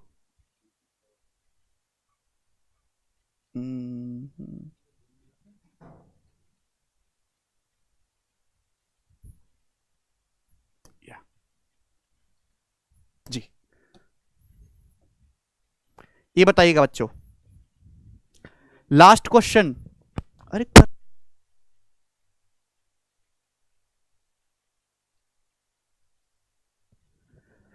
यदि एक समांतर श्रेणी के 100 पदों का योग 50 है, पहले 200 पदों का योग 90 है, तो श्रेणी के 300 पदों का योग ज्ञात करिए। दिल्ली पुलिस हेड कांस्टेबल 2022 का सवाल है, और मैं कहूंगा कि अर्थमेटिक प्रोग्रेशन का आज तक का जितने भी सवाल पूछे गए उनमें one of the best quality question है। अगर आप इस सवाल को बेसिक से करोगे, ए और डी मान के, तो कम से कम आपको 5 मिनट लगेगा इस सवाल को सॉल्व करने में, कम से भी कम 5 मिनट। कि माना पहला टर्म ए है, कॉमन डिफरेंस डी है, पहले 100 टर्म का फॉर्मूला लगाओ, अगले 200 टर्म का फॉर्मूला लगाओ, फिर 300 पदों का योग निकालो, जीवन आपका इसी में निकल जाएगा फॉर्मूला लगाने में। ये सवाल बार बार आता है, मैं इसको पहले से ही करवाता रहता था, है ना, एग्जाम में आने से पहले से ये टाइप में करवाता रहता था। इसकी हमने एक अलग से शॉर्ट्स भी बनाई। बोला है एक समांतर श्रेणी के पहले 100 पदों का योग 50 है। ध्यान सुनिएगा, किसी भी समांतर श्रेणी के अगर पहले 100 पदों का योग आप निकालेंगे तो 50 होगा, 50। पहले 200 पदों का योग 90 है। अगर पहले 200 पदों का योग 90 है तो भाई अगले 100 पदों का योग कितना होगा मेरे प्यारे भाई? अगले 100 पदों का योग, तो आप कहोगे सर अगले 100 पदों का योग 40 होगा, क्योंकि 50 + 40 90 है। पहले 100 टर्म का योग 50 है, अगर पहले 200 टर्म का योग है 90 है, तो अगले 100 टर्म का योग 40 होगा ना, 50 + 40 90 है। समांतर श्रेणी में केवल टर्म में ही कॉमन डिफरेंस नहीं होता, सम में भी कॉमन डिफरेंस होता है। तो मैं अगर आपसे पूछूं कि अगले 100 टर्म का योग क्या होगा, अगले 100 टर्म का जरा जवाब दो। ये टेक्निक पता है तो ही सवाल जल्दी कर पाओगे। समांतर श्रेणी में केवल टर्म्स जो होते हैं, नंबर ऑफ टर्म्स, केवल उनमें ही कॉमन डिफरेंस नहीं होता, योग में भी होता है। पहले 100 टर्म का योग 50 है, अगले 100 टर्म का 40 है, अगले 100 टर्म का बताओ जरा। तो आप कहोगे सर ये 50 से 40 तो 10 कम हो गया कि नहीं हो गया? तो यहां भी 40 से दोस्तों 10 कम हो जाएगा, यानी कि 30, यानी कि अगले 100 टर्म का योग 30 होगा। ये सवाल भी बन सकता है। अगर सपोज सीजीएल में सवाल डालने लगा और आपसे ये पूछ लेगा बताओ अगले 100 टर्म का योग क्या है, तो आप तुरंत बता दोगे 30। पूछा है 300 पदों का योग, तो पहले 100, अगले 100 और आखिरी के 100, 300 पदों का योग हो गया 50, 40, 90 प्लस 30, 120। इस सवाल का आंसर है डी ऑप्शन। दुनिया में कोई तरीका नहीं जो इससे जल्दी सवाल का आंसर आपको लाए के दिखाए। ठीक, मुझे लगता है कि यह बात सभी बच्चों को आसानी से समझ में आई होगी। अर्थमेटिक प्रोग्रेशन की आपकी सेल्फ प्रैक्टिस के लिए 5-6 क्वेश्चन में अलग से सीट में भी दूंगा, उनको आप सॉल्व करिएगा। हम आगे चलेंगे दोस्तों। अब नेक्स्ट इसी में आएगा ना, हाँ, ज्योमेट्रिक प्रोग्रेशन।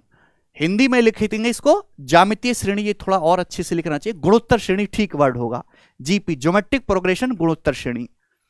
अब देखिए सबसे ज्यादा पेपर में जो सवाल आते हैं ना बच्चों, वो एपी से ही आते हैं, एपी के ही क्वेश्चन आते हैं, जीपी एचपी के क्वेश्चन ना के बराबर आते हैं, पर जितने भी आते हैं तो मेरी जिम्मेदारी है कि मैं आपको वो करवाऊं। ध्यान सुनेगा। ज्योमेट्रिक प्रोग्रेशन क्या होती है मेरे दोस्तों? एक ऐसी सीरीज जिनके किन्हीं भी दो लगातार टर्म का रेशियो बराबर रहे। बात सुनना मेरे प्यारे भाई, अर्थमेटिक प्रोग्रेशन में दो लगातार टर्म का क्या होता है मेरे प्यारे बच्चों? डिफरेंस बराबर होता है। यहाँ पे दो लगातार टर्म का रेशियो बराबर होता है। जैसे एग्जाम्पल के लिए हमने आपके सामने लिखी है एक सीरीज, ये सीरीज का पहला टर्म है, ये सीरीज का दूसरा टर्म है, ये सीरीज का तीसरा टर्म है, ये सीरीज का चौथा टर्म है। आपको दिखाई दे रहा है?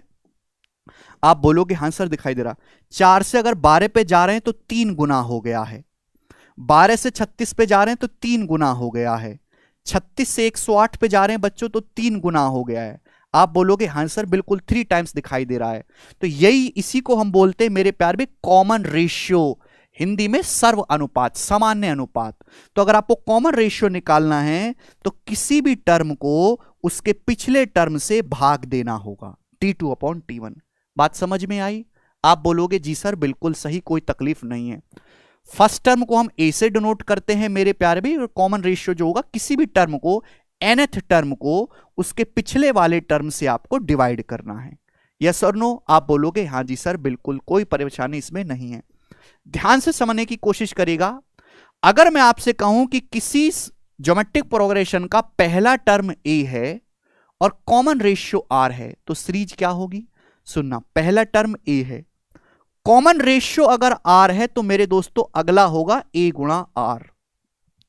बात समझे? आप बोलोगे हाँ जी सर।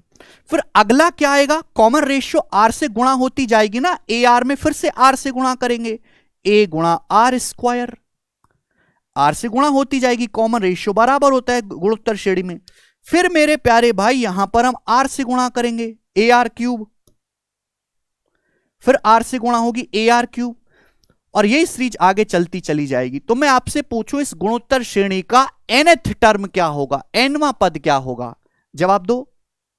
अगर आपके सामने गुणोत्तर श्रेणी है तो इसका nवां पद क्या होगा? थोड़ा सा लॉजिकली अगर आप सोचोगे तो पता चलेगा कि पहले पद में आर है ही नहीं, आर की पावर 0 है पहले पद में, लेकिन दूसरे पद में ध्यान से देखोगे तो आर की पावर 1 है, तीसरे में आर की पावर 2 है, चौथे में आर की पावर 3 है। तो अगर मुझे nवां पद निकालना है तो उसमें आर की पावर क्या होनी चाहिए? 1 कम होनी चाहिए, यानी कि n-1। समझ में आया सभी बच्चों को? आप बोलोगे हाँ जी सर। यानी कि किसी भी समांतर श्रेणी, गुणोत्तर श्रेणी का ज्योमेट्रिक प्रोग्रेशन का जो nth टर्म होगा वो a इंटू आर की पावर n-1 होगा। ठीक है भाई, सेम ही है, बस कोई दिक्कत नहीं है। जैसे ये सारे फॉर्मूले जो है इस स्टैंडर्ड सीरीज को लिख के ही बनाएंगे, सब कुछ परिभाषा से ही पैदा हुआ है, परिभाषा से ये आया, एग्जाम्पल से ये बनाया, इससे फॉर्मूला आया। तो ये गुणोत्तर श्रेणी के nth टर्म का फॉर्मूला है। ठीक है भाई, अगर किसी भी गुणोत्तर श्रेणी में अगर लास्ट टर्म n है, tn है, तो यही हो जाएगा last term, a into r की पावर n-1। ठीक है भाई, आप बोलोगे हाँ जी सर कोई तकलीफ नहीं है, आगे चलेंगे। तो यहां तक ये इसमें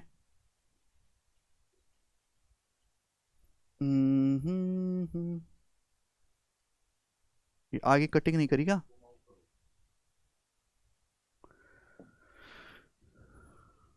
ओके ओके, यहां पे है अब ये।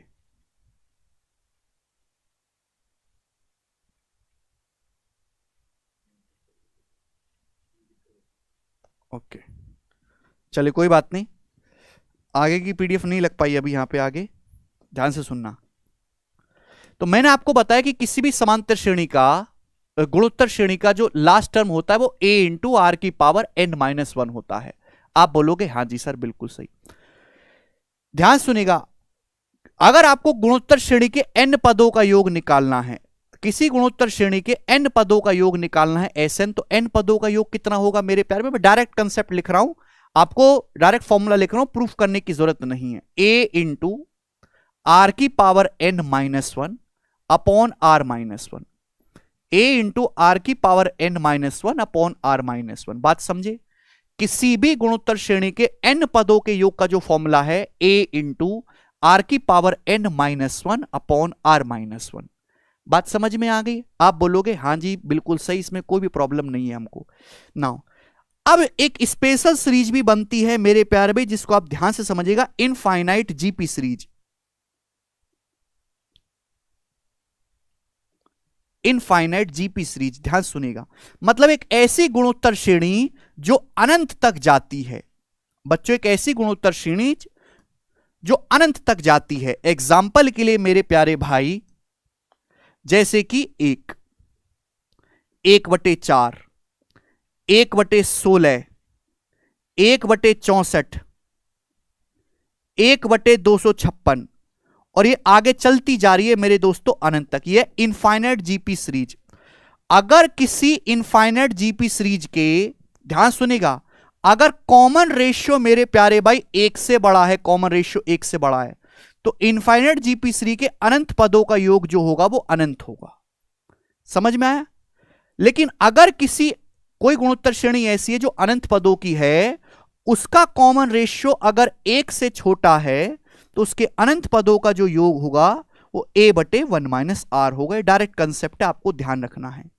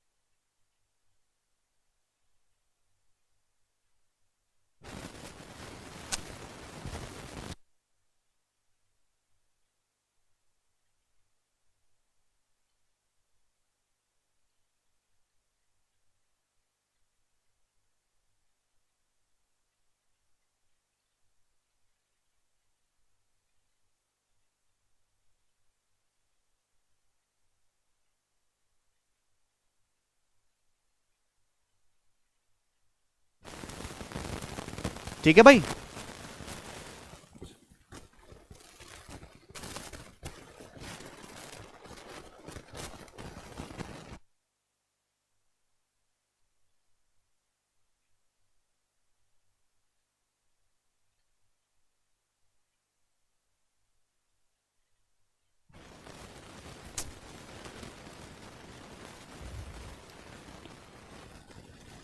अगर किसी गुणोत्तर श्रेणी में अनंत पद हैं, तो अगर कॉमन रेशियो 1 से बड़ा है तो अनंत पदों का योग इनफाइनाइट होगा। लेकिन अगर कॉमन रेशियो 1 से छोटा है तो अनंत पदों का जो योग होगा वो a/1 - r होगा। अब आपको समझ ही नहीं आया ये बात क्या है? ध्यान सुनेगा मेरे दोस्तों। जैसे मैं आपसे कहता हूं एक गुणोत्तर श्रेणी 1, 3, 9, 27, 81 और ये आगे तक जाती जा रही है, अनंत पदों तक है। बताओ इसका योग क्या होगा? तो आप कहोगे सर ये ज्योमेट्रिक प्रोग्रेशन 3 से गुणा हो रही है। 1 में 3 से गुणा होगी, 3 से 9 में 3 से गुणा होगी, 9 से 27 में 3 से गुणा होगी, 27 से 81 में 3 से गुणा होगी। अगर आप इसके अनंत पदों का योग निकालेंगे, 1 में 3 जोड़ेंगे 4, 4 में 9 जोड़ेंगे 13, 13 में 27 जोड़ेंगे 40, 40 में 81 जोड़ेंगे 121, तो बढ़ता ही जाएगा, बढ़ता ही जाएगा, बढ़ता ही जाएगा। अनंत तक आप इसको जोड़ेंगे तो बढ़ता ही जाएगा, बढ़ता ही जाएगा, कभी रुकेगा नहीं। तो कॉमन रेशियो अगर 1 से बड़ा हो गया और ज्योमेट्रिक प्रोग्रेशन एग्जांपल के लिए मैंने आपको समझा इनफाइनाइट तक जा रही है, तो उसके अनंत पदों का योग इनफाइनाइट होगा। आप बोलोगे हाँ जी बिल्कुल सही, बात समझ में आ गई। लेकिन अगर कोई ज्योमेट्रिक प्रोग्रेशन ऐसी है कि उसका कॉमन रेशियो 1 से छोटा है, जैसे मैंने अभी एग्जांपल लिया 1, 1/4, 1/16, 1/64 इस तरीके से। और ये कहां तक जा रही है मेरे दोस्तों? ये अनंत तक जा रही है। बात समझिए? आप बोलोगे हाँ जी सर। यहां कॉमन रेशियो क्या है? 1 से छोटा है। 1/4 देखो 1 से 1/4 हो गया। 1/4 की 1/4 में गुणा करिए 1/16। 1/16 की 1/64 में गुणा करिए। 1/16 की 1/4 में गुणा करिए 1/64। तो कॉमन रेशियो 1/4 है और फर्स्ट टर्म यहां पे 1 है। तो इस सीरीज के अनंत पदों का योग निकाला जा सकता है। तो इस गुणोत्तर श्रेणी के अनंत पदों का योग अगर मैं आपसे निकालने के लिए कहूं तो क्या आएगा इस सीरीज के अनंत पदों का योग? तो आप कहोगे सर फर्स्ट टर्म है a, कॉमन रेशियो कितना है? 1/4। तो 1 माइनस 1/4, 1 माइनस 1/4 कितना होगा? 3/4। 3/4 जब ऊपर चला जाएगा तो 4/3 आएगा। तो दो अलग अलग केस यहां पर बनते हैं। कॉमन रेशियो 1 से बड़ा है, सम अनंत हो जाएगा। कॉमन रेशियो 1 से छोटा है, सम a/1 माइनस r होगा। समझ में आया? कोई तकलीफ नहीं इसमें, चलेगा। ध्यान से सुनेगा मेरे दोस्तों, मैं आपको इस पे क्वेश्चन करवाऊंगा। ये वाला आप मुझे जरा बताइएगा। सवाल आपको बड़ा अटपटा सा लग रहा होगा, लेकिन this is one of the best question of GP जो डायरेक्ट पेपर में आता है। 32 गुणा 32 की पावर 1/6 गुणा 32 की पावर 1/36 गुणा डॉट डॉट डॉट इनफाइनाइट। सवाल इसलिए इंपॉर्टेंट है क्योंकि ये शर्ट्स करनी का भी सवाल है और सवाल जीपी का भी है। बताइए, ये सबसे आसान है।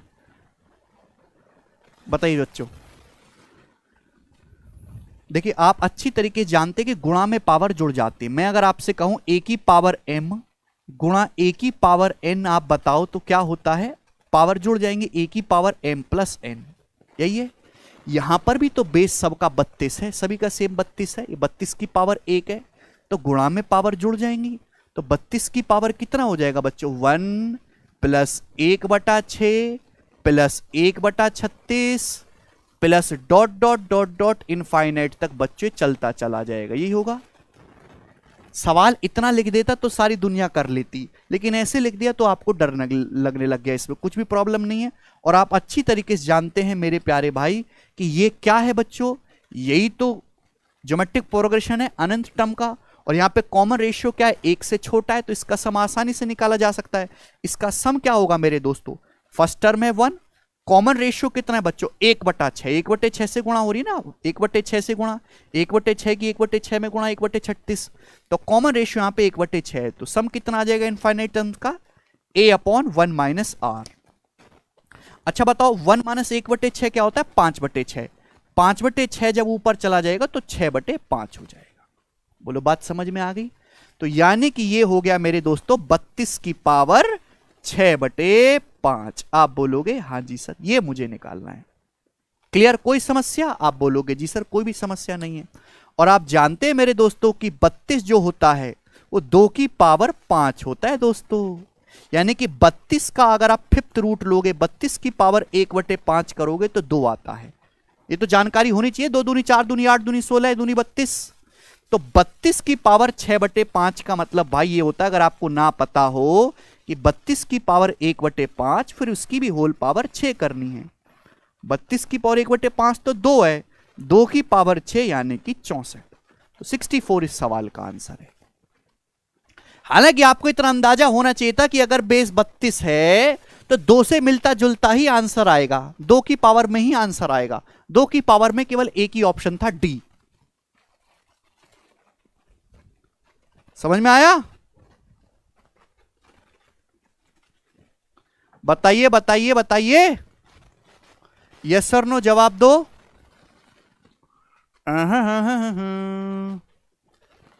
जी, नेक्स्ट और लास्ट कंसेप्ट आपको समझाऊंगा। नेक्स्ट और लास्ट, ध्यान से सुनेगा और बड़े प्यार से समझिएगा। अगर आपने बात समझ ली तो आपकी जिंदगी स्वर्ग है। अगर आपके पास 2 पॉजिटिव संख्याएं हैं ए और बी, अगर मेरे दोस्तों आपके पास 2 धनात्मक संख्याएं हैं ए और बी, 2 पॉजिटिव नंबर्स हैं ए एंड बी, तो मैं आपसे कहूं कि इनका अर्थमेटिक मीन निकालो, यानी कि समांतर माध्य है। अब हमने अर्थमेटिक मीन में आपसे इनका निकालने के लिए कहूं तो क्या होगा? जवाब दीजिएगा। अर्थमेटिक मीन को हिंदी में कहते समांतर माध्य है। अगर 2 संख्याओं का समांतर माध्य आपको निकालना है तो जोड़ के आधा कर दो, a+b/2। बच्चों मैं आपसे कहूं कि दो पॉजिटिव नंबर आपके पास हैं a और b, आपको उनका ज्योमेट्रिक मीन निकालना है मेरे प्यारे भी। Geometric mean, geometric mean.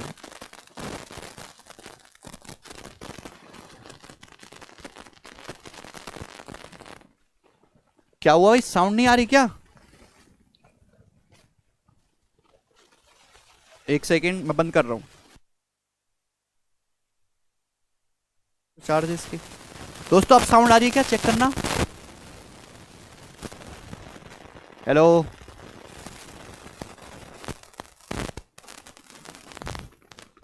तो क्लियर है ना? अब सही है। देखिए अगर आपके पास दो, नहीं आ रही, क्या हो गया भाई हमारे इसमें? ठीक हो गया, बच्चे कह रहे ठीक हो गया।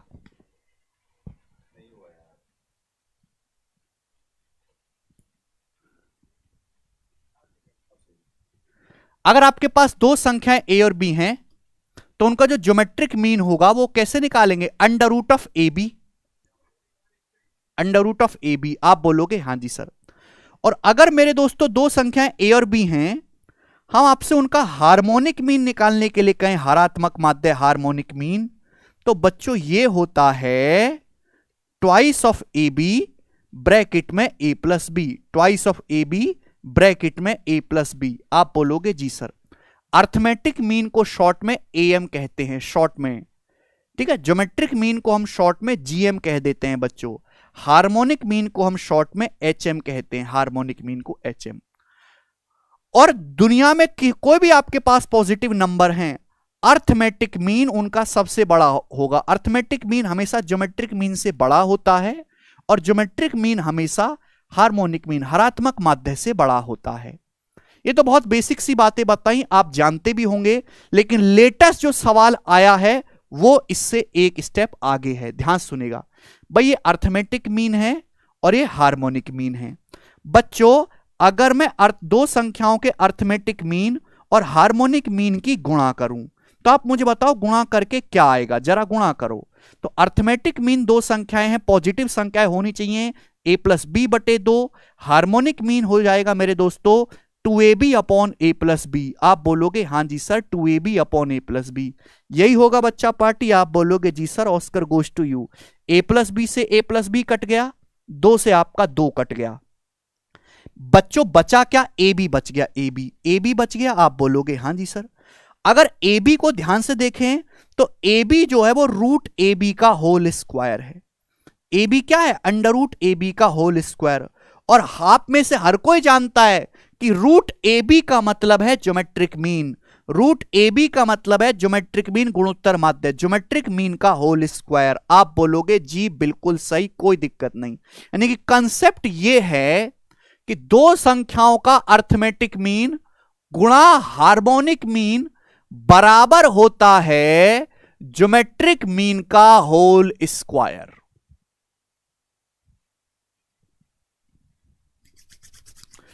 यस और नो? ठीक है भाई, बिल्कुल लेटेस्ट मैं आपको सवाल करवाऊंगा, प्यार से आप मुझे करके बताइएगा। ध्यान से सवाल है बच्चों आपके सामने 27। बोला है दो संख्याओं का हार्मोनिक मीन और ज्योमेट्रिक मीन 10 और 12 है। दो संख्याओं का हार्मोनिक मीन और ज्योमेट्रिक मीन 10 और 12 है। उनका समांतर माध्य क्या है, उनका अर्थमेटिक मीन क्या है? तो अगर किसी बच्चे को डायरेक्ट कंसेप्ट पता है मेरे दोस्तों कि arithmetic mean into harmonic mean जो कि 10 दिया है बराबर होगा ज्योमेट्रिक मीन गुणोत्तर माध्य 12 का होल स्क्वायर। 12 का होल स्क्वायर 144 होता है। 144 को आप 10 से भाग देंगे तो 14.4 आएगा इस सवाल का आंसर 14.4। यानी कि ऑप्शन नंबर डी इस सवाल का सही उत्तर है।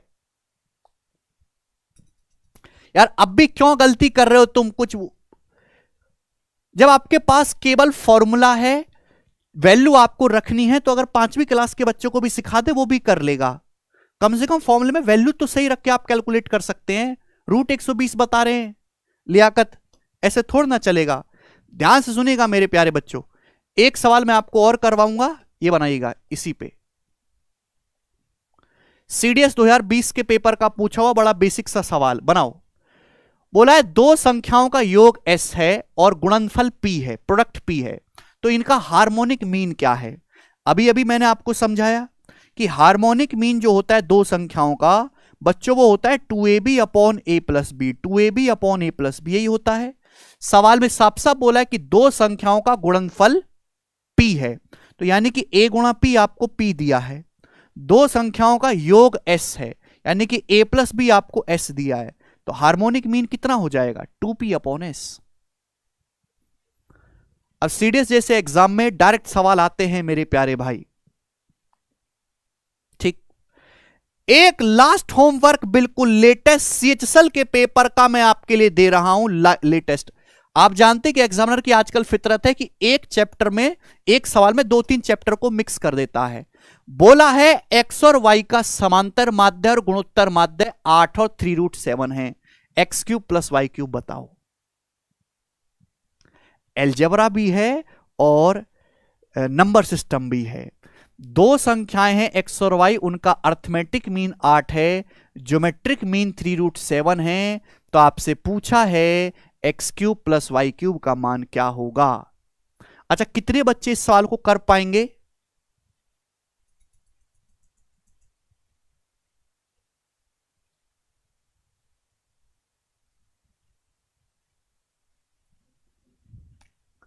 कर लेंगे? हालांकि इस सवाल में कुछ है नहीं। अर्थमेटिक मीन क्या होता है मेरे दोस्तों, एक तरीके से एवरेज होता है, एवरेज मतलब जोड़ के आधा करना। ज्योमेट्रिक मीन है 3√7। अच्छा, 3√7 को आप ऐसे लिख सकते हो अंडर रूट 9 गुणा 7, 9 गुणा 7 आप ऐसे लिख सकते हो, 3 को अगर 9 अंदर ले जाओगे 9 गुणा 7। अब 9 और 7 को मैं देखते ही समझ गया कि जिन संख्याओं के बारे में बात हो रही है वो 9 और 7 ही है। देखो 9 और 7 का ज्योमेट्रिक मीन निकालोगे तो यही आएगा मेरे प्यारे भाई अंडर रूट 9 गुणा 7, और 9 और 7 का अर्थमेटिक मीन निकालोगे तो कितना आएगा 9 प्लस 7 बटे 2, 16 बटे 2 8। तो जस्ट एक खेल ऑफ ऑब्जर्वेशन, केवल ऑब्जर्वेशन का खेल था। एग्जामिनर बहुत ज्यादा चालाक नहीं है बच्चों, अगर आप इसको ऑब्जर्व कर लोगे तो वो बच्चों की तरह लिखना भूल जी, माना संख्याएं x और y हैं, x प्लस वाई बटे 2 बराबर 8, रूट एक्स वाई बराबर 3√7, स्क्वायर करने पर, दूसरी इक्वेशन में रखने पर, वो सब भूल जाओ। जस्ट थिंक लॉजिकली, ठीक है भाई। जब मुझे रूट ए बी दिखाई दे रहा है, अर्थमेटिक मीन 8 है तो संख्याओं का योग 16 होना चाहिए, और 9 7 16 दिख रहा है तो संख्या 9 और 7 होगी। X cube plus y cube पूछा है, 9 का क्यूब 729 प्लस 7 का क्यूब 343, तो एंड में 2 आएगा, यही आंसर है 1072। खत्म, ठीक है ना। चलो तो ये, हाँ ये सारे थे मेरे दोस्तों क्वेश्चन जो एग्जाम में लेटेस्ट पूछे गए हैं, आपके एग्जाम के रेलेवेंट हैं। इनकी सॉल्यूशन की पीडीएफ में टेलीग्राम पे डाल दूंगा, और ठीक है पीडीएफ ही डाल देंगे। उस पीडीएफ में आपकी एक्स्ट्रा प्रैक्टिस के लिए 10-12 क्वेश्चन और दिए गए हैं, उनको आप खुद से ट्राई करिएगा। सारी थ्योरी मैंने आपको अच्छे से समझा दी है। अगर आपको ये लेक्चर समझ में आया है, पसंद आया और आप इस तरीके से इस सीरीज को जारी रखना चाहते हैं तो वीडियो को लाइक जरूर करो और कमेंट्स जरूर करें, ठीक है ना। और दोबारा कल सुबह आना ना भूले, ठीक है, मॉर्निंग में 10 बजे, ठीक है, एक नए कंसेप्ट के साथ। ओके, आप मुझे कमेंट्स, आप कौन सा कंसेप्ट सीखना चाहते हैं आप मुझे कमेंट्स में बता भी सकते हैं, ठीक है। वीडियो खत्म होने के बाद आप अपनी राय जरूर दिया करें कमेंट में, ठीक है, कि बहुत ही हेक्टिक शेड्यूल निकाल के मैं यूट्यूब पे आता हूं कि 7-8 घंटे पढ़ाने के बाद शरीर में ताकत बचती नहीं कि यूट्यूब पे समय निकल पाए, पर फिर भी मैं आता हूं आप लोगों के लिए, तो कुछ ना कुछ तो मुझे आप लोगों से चाहिए अप्रिसिएशन, ठीक है भाई।